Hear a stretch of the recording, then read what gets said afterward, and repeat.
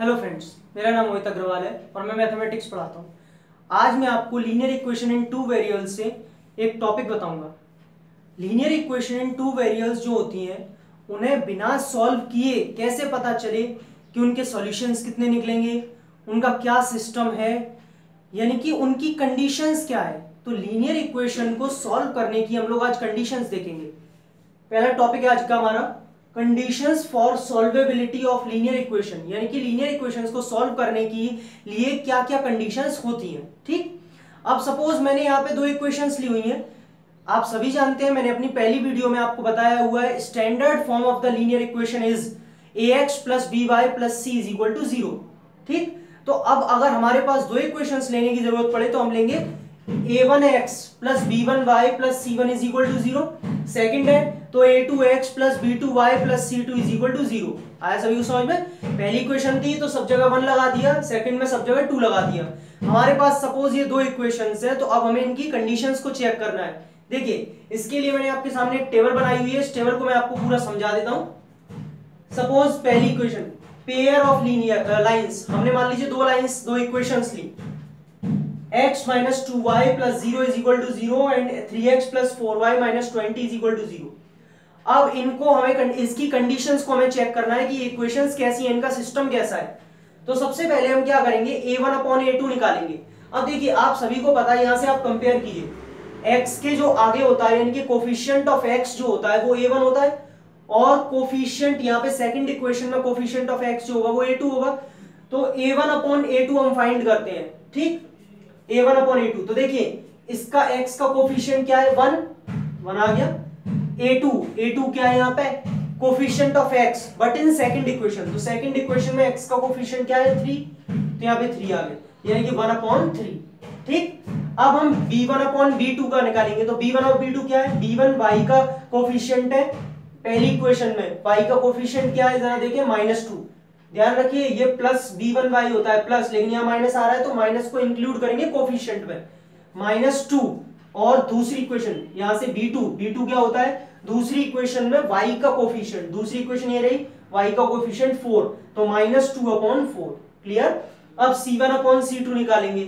c1 क्या होता है, पहली इक्वेशन का कांस्टेंट टर्म, पहली इक्वेशन का कांस्टेंट 0, फिर c2 क्या होता है, दूसरी इक्वेशन का कांस्टेंट टर्म, यानी कि -20। ठीक, अब आप यहां पे ये चेक कीजिए, क्या a1 upon a2 b1 upon b2 के इक्वल है, 1 अपॉन 3 -2 अपॉन 4। अगर हम और इसे सिंप्लीफाइड करें तो 1 अपॉन 2 आ जाएगा, यानी कि -1 अपॉन 2। तो क्या 1 अपॉन 3 माइनस 1 अपॉन 2 के इक्वल होता है? नहीं। अगर पहली condition a1 upon a2 b1 upon b2 के इक्वल नहीं हो तो वहीं पे स्टॉप कर देते हैं, c1 और c2 को नहीं देखते हम।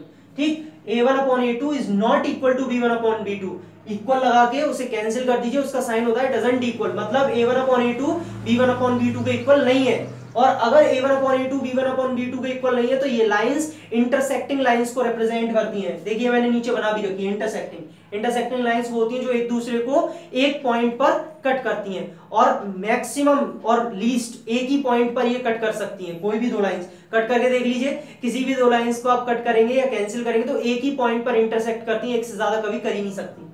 तो ये इंटरसेक्टिंग लाइंस को शो करता है अगर ये कंडीशन बनती है तो। अच्छा, अगर मैंने जैसा भी बोला आपको कि दो लाइंस हमेशा एक ही पॉइंट पर इंटरसेक्ट करती हैं तो उनके सॉल्यूशंस भी कितने निकलेंगे, ओनली 1, यानी कि वो एक ही पॉइंट पर इंटरसेक्ट करती हैं, इससे ज्यादा कर ही नहीं सकती, तो उनके सॉल्यूशन भी कितने निकलेंगे, 1, एग्जैक्टली 1 सॉल्यूशन।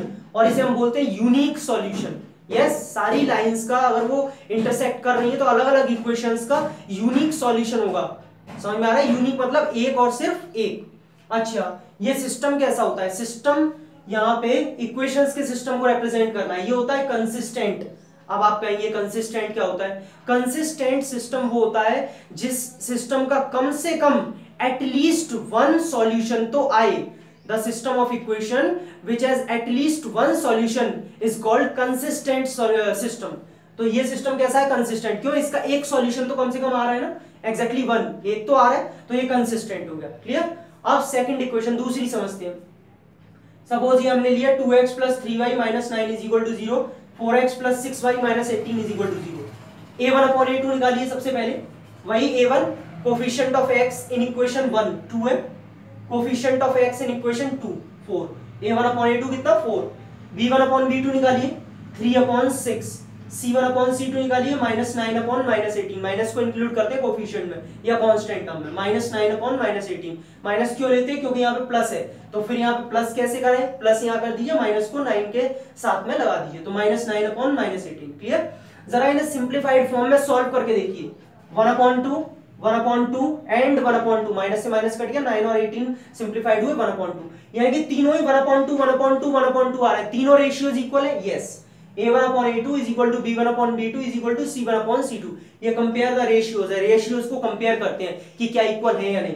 तीनों रेशियोज इक्वल है, जब तीनों रेशियोज इक्वल होते हैं तो इसका मतलब ये लाइंस कोइंसिडेंट लाइंस को रिप्रेजेंट करती हैं। कोइंसिडेंट लाइंस ये वाली होती हैं, एक के ऊपर एक ओवरलैप जो कर जाती हैं। अभी देखिए आपको दिख रही कोइंसिडेंट लाइंस में कभी भी आपको दो लाइंस नहीं दिखेंगी, होती दो लाइंस है लेकिन वो एक के ऊपर एक होती है, ओवरलैप कर रही होती है, तो वो दिखती एक ही है। देखिए आपको एक ही दिख रही है, एक इधर जा रही है सपोज और एक इधर जा रही है, एरो बना दिया इसीलिए ताकि समझ में आए। एक लाइन अब आपको दिखने में सिर्फ ये एक लग रही होगी लेकिन ये एक नहीं है, दो लाइनें एक दूसरे के ऊपर ओवरलैप कर चुकी हैं इसलिए वो दिखती एक है, तो इनको हम बोलते हैं कोइंसिडेंट लाइन। समझ में आ रहा है। कितने सॉल्यूशंस होंगे, इनफाइनाइटली मैनी, यानी कि अनंत सॉल्यूशन होंगे, इनफाइनाइट सॉल्यूशंस होंगे। क्यों, आप हर एक पॉइंट पे देखिए, यहां देखिए, यहां देखिए, यहां देखिए, कहीं भी देख लीजिए आपको सॉल्यूशन मिलेगा इसका। तो ये लाइंस अगर इन्फिनिटी तक जा रही हैं तो इनके कितने सॉल्यूशंस, इनफाइनाइटली मैनी सॉल्यूशंस। ठीक। सिस्टम कैसा होगा, कंसिस्टेंट। अभी मैंने बताया कंसिस्टेंट सिस्टम क्या होता है, कम से कम एक सॉल्यूशन तो हो, इसके तो इनफाइनाइट है, तो कंसिस्टेंट सिस्टम हो गया। ठीक। थर्ड देखते हैं, x plus 2y minus 4 is equal to 0, 2x plus 4y minus 12 is equal to 0। इसका a1/a2 निकालिए, a1 भाई जिसके आगे कुछ नहीं है, अब यहाँ x के आगे कोई कोफिशिएंट तो नहीं है तो 1 माना जाता है। आप सभी को पता होगा जिसके आगे कुछ नहीं होता 1 मानते हैं। 1/2 क्योंकि मैं 1 का मल्टीप्लाई इसमें करूंगा तो 1 ही, कोई फर्क नहीं पड़ेगा उसमें। 1/2 a1/a2 आ गया, 2/4 b1/b2 कितना आ रहा है 2/4, y का कोफिशिएंट लेते हैं, c1/c2 निकालिए -4/-12, कांस्टेंट टर्म पहली इक्वेशन का, कांस्टेंट टर्म दूसरी इक्वेशन का, -4/-12। क्लियर। सॉल्व करके देखिए 1/2, इसे हमने सॉल्व किया, ये भी 1/2, यानी कि a1/a2 b1/b2 के इक्वल है। पहले दो रेशियोज तो इक्वल है, a1/a2 b1/b2 के, बट ये आ रहा है 1/3 जो इनके इक्वल नहीं है, यानी कि डजंट इक्वल टू c1/c2। फिर से देखिए एक बार, a1/a2 b1/b2 के इक्वल है but not equal to c1/c2।